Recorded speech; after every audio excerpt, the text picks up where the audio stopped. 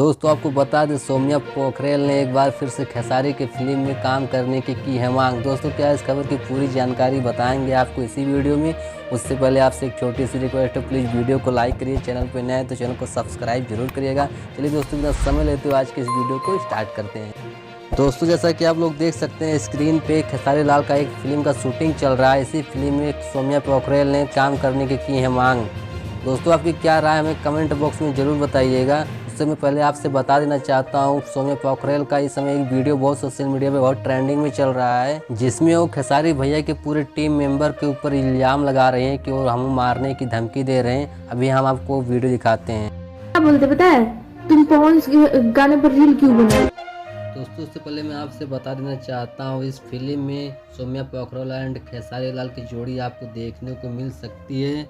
अगर आपको इस जानकारी अच्छी लगी हो तो वीडियो को लाइक करिए, चैनल पे नए हैं तो चैनल को सब्सक्राइब जरूर करिएगा। फिर मिलते हैं किसी नेक्स्ट वीडियो में, तब तक के लिए जय हिंद दोस्तों।